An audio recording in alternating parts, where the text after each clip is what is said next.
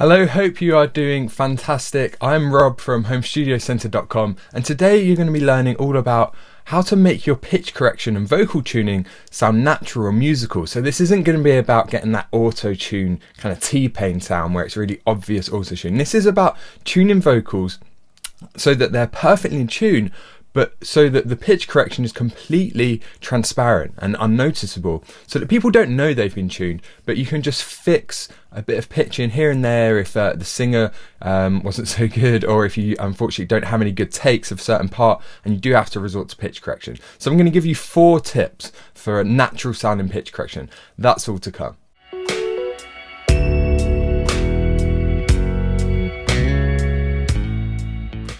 So my first tip number 1 is to manually pitch correct the vocals. Don't just use an auto-tune plugin like the one that probably comes with your DAW that automatically moves notes into tune when it detects that they're out of tune, because this is always going to sound unnatural. This is how you get that over-the-top auto-tune effect, which isn't what we're going for. So instead what we're going to do is actually go for and manually correct any parts that are out of pitch, because we don't want to just auto-tune the whole thing. That's going to sound unnatural. Instead, we just want to find the notes that are out of pitch, find the notes that are problematic, address those notes specifically, and then move on.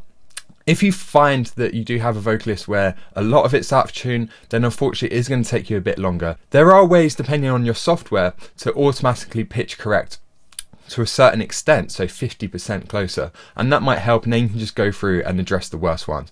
But I'll talk about that in a bit more in a second. So manual pitch correction is possible with a lot of software. Logic Pro, which I'm going to use here, has got manual correction built in just in the audio track editor. Just hit E to bring that up when you've got a region selected, and go on to flex pitch, and that's it.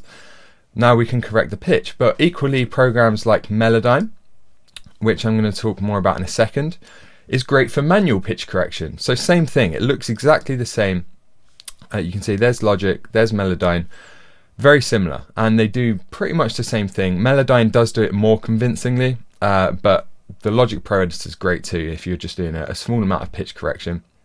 And other software like Antares Auto-Tune is great. You just want something where you can manually adjust the individual notes. So in Melodyne, I can adjust this particular note, I can move the pitch up, I can move the pitch down, I can adjust the vibrato, etc.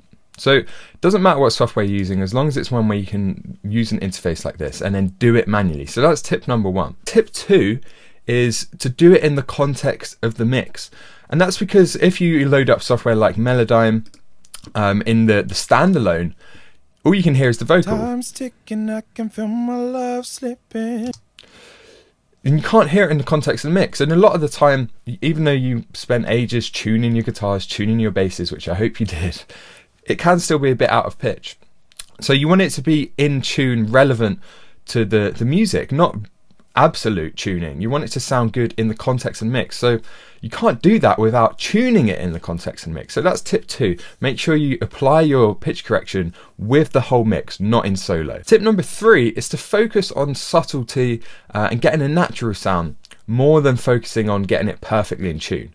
So if something's slightly out and you make it perfectly in tune, but it sounds a bit unnatural, then that's probably not the way to go. Maybe you can just make it a bit more in tune, so it's a bit less garish, but just focus on making it sound natural rather than making it sound as perfect as possible. Sometimes slightly out of tune is nice. It gives the emotion, it can enhance the performance, maybe it helps to build suspension, whatever. Dissonance is used in many ways. So focus more on that than getting it absolutely in tune. And then tip number 4, going back to the beginning really, is if you do have another take that you can use, if you've recorded many takes, always prioritize comping and cutting between different takes over pitch correction, because that's always going to sound more natural. Comping generally is expected, so it sounds normal. People don't notice if it's like hundreds of different takes even on a pop track. And also it means you're still using an original performance. You're not editing it, you're not manipulating it anyway, because there's always going to be artifacts to pitch correction. There's always going to be negative downsides. It's always going to sound a bit less natural. So if you do have another take that's in tune, use that before you pitch correct a take that isn't in tune. I hope that makes sense. Applying those 4 tips, now let's look at how you do this step by step. So first of all, let's have a listen to this in the context of the mix. Time's ticking, I can feel my love slipping away. So this is before I've done anything else. This is before mixing. This is the beginning of the editing phase, essentially. And I've noticed that this particular phrase here, I'm not too happy with. It sounds like there's something a tiny bit off. So let's figure out what that is. Well, already I can see from the way that Logic Pro visualizes these notes that some of these are maybe a bit flat, because it tells us the note, but then we've got this grid here. So this note looks like it's a bit flat. This looks like it's a bit flat. That looks like it could be sharp or flat. It's halfway between 2 notes, so that's probably a big problem area.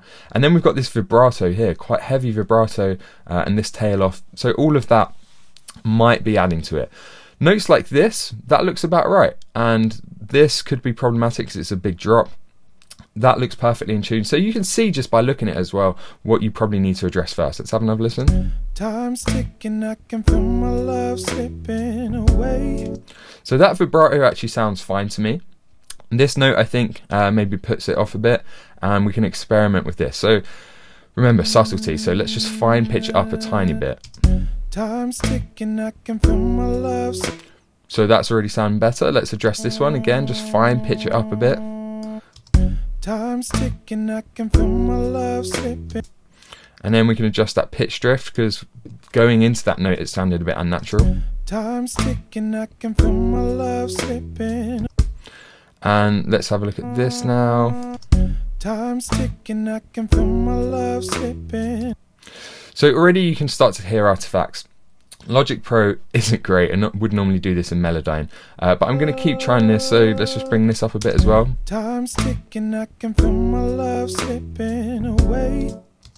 Time's ticking, I can feel my love slipping away. Time's ticking, I can feel my love slipping away. Let's try a bit less vibrato here. Time's ticking, I can feel my love slipping away. Time's slipping away. Love slipping away. Love slipping away. Slipping away. I actually quite like that vibrato, so I think the problem area is still here, so I would continue just tweaking it until I'm perfectly happy with that. So you can see there, doing it manually, doing it in the context of the mix, being subtle, not being too aggressive. We just want to kind of edge it into tune. We don't want to just force it to be perfect. We could highlight them all, and we could do set to perfect pitch like this. And you can see now what it's done is it's just moved them all perfectly in line. But when you have listened to that, Time's ticking, I can feel my love slipping away. It doesn't sound as natural. We lose some of the integrity of the original performance, and it just doesn't sound great. Now you can do that in other software like Melodyne. I can highlight all of these, I can do correct pitch, and I can decide how aggressively I want to correct. And this is great because now I can say, well, I just want to nudge everything a bit closer, and pitch drift, I just want to lessen the vibrato a bit more. But by 50% rather than 100%. So if you are rushed for time, that is another way to do it. But generally, it's best to go through and do it manually. Let's have a listen to that. Time's ticking, I can feel my love slipping away. So that sounds pretty good. Maybe go to 30 to 50% with the correct pitch, and even quantize if you want to as well. And then address the worst bits. So just to summarize now, remember those 4 tips. Do it manually, do it in the context of the mix.